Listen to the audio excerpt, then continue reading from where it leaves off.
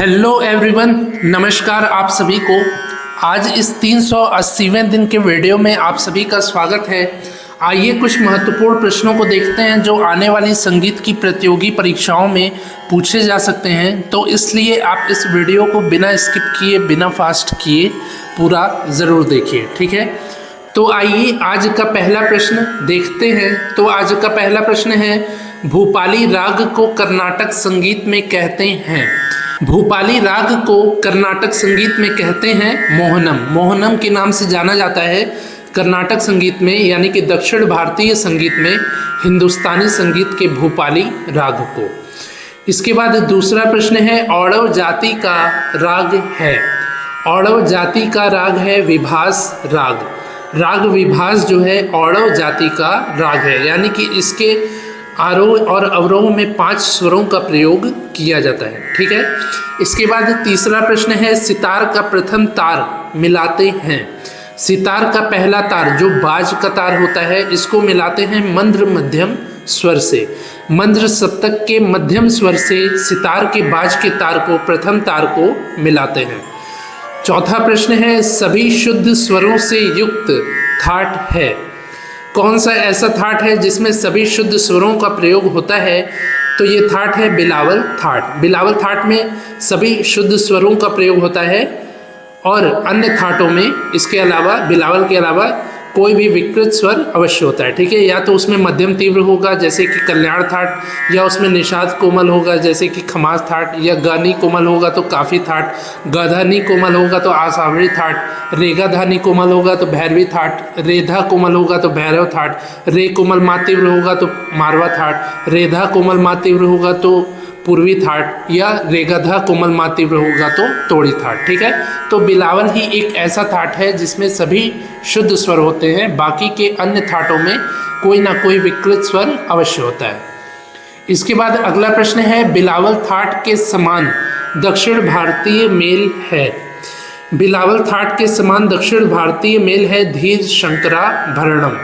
धीर शंकरा भरणम, ये जो मेल है दक्षिण भारतीय संगीत का, ये हिंदुस्तानी बिलावल थाट के समान है।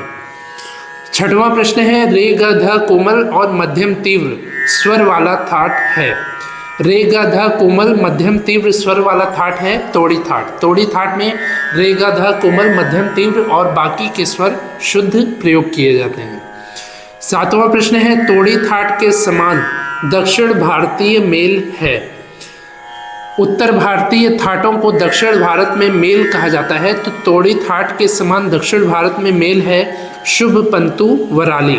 इसको शुभ पंतु वराली कहते हैं, ठीक है। चूंकि अड़ा, वो उस अड़ा को लिखने की सुविधा मेरे पास नहीं है, इसलिए शुभ पंतु वराली मैंने लिखा है। तो ये तोड़ी थाट के, उत्तर भारतीय तोड़ी थाट के समान है दक्षिण भारत का शुभ पंतु वराली मेल। इसके बाद आठवां प्रश्न है, संगीत का संबंध है। संगीत का संबंध है आहत नाद से। आहत नाद और अनाहत नाद, 2 तरह के नाद होते हैं। तो आहत नाद का संबंध जो है संगीत से है, और अनाहत नाद का संबंध परमात्मा परब्रह्म से है। तो आहत नाद का जो संबंध है वो संगीत से है, ठीक है। इसके बाद 9वां प्रश्न है, नाद की विशेषताएं हैं। नाद की विशेषताएं हैं 3। नाद की 3 विशेषताएं होती हैं, जो है तारता, तीव्रता, जाति अथवा गुण, ठीक है। तारता, तीव्रता, जाति अथवा गुण, ये नाद की 3 विशेषताएं होती हैं। इसके बाद 10वां प्रश्न है, ख्याल किस भाषा का शब्द है। ख्याल शब्द है फारसी भाषा का शब्द। फारसी भाषा का शब्द है ख्याल, ठीक है। इसके बाद 11वां प्रश्न है, ध्वनि किस क्रिया से उत्पन्न होती है। ध्वनि उत्पन्न होती है कंपन या आंदोलन से। कंपन से या आंदोलन से ध्वनि जो है उत्पन्न होती है। इसके बाद अगला प्रश्न है, आरोह में 5 और अवरोह में 7 स्वरों के प्रयोग वाले राग को कहते हैं। आरोह में 5 और अवरोह में 7 स्वरों के प्रयोग वाले राग को कहते हैं औड़व संपूर्ण जाति का राग। ये औडव में 5 स्वर और संपूर्ण में 7 स्वर और षाडव में 6 स्वरों का प्रयोग होता है।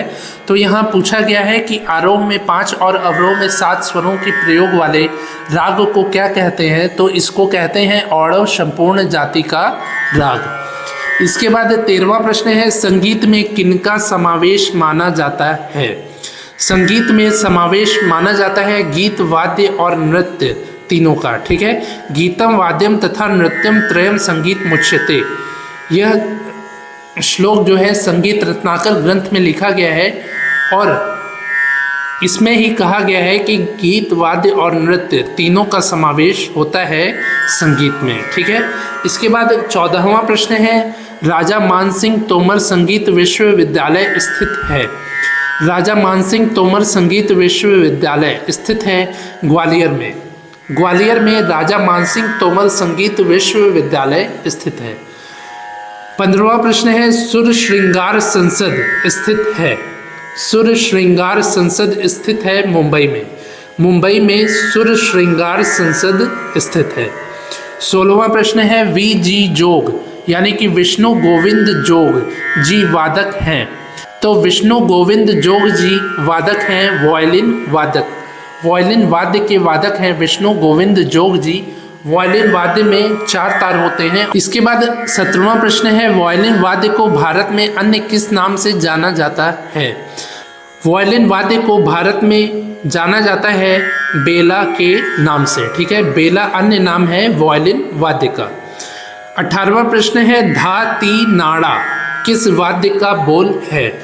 धाती नाड़ा बोल है नकारा वाद्य का। नकारा या नगाड़ा वाद्य का बोल है धाती नाड़ा बोल। ठीक है, नकारा या नगाड़ा वाद्य के वादक कौन से मुगल शासक हैं, यानी कि कौन से मुगल शासक नगाड़ा नकारा वाद्य को बजाते थे, इसका उत्तर आप कमेंट में ज़रूर बताइए। 19वां प्रश्न है, चक्रदार तिहाई में समान मात्राओं के कितने बोल होते हैं। चक्रदार तिहाई में समान मात्राओं के बोल होते हैं 9 बोल।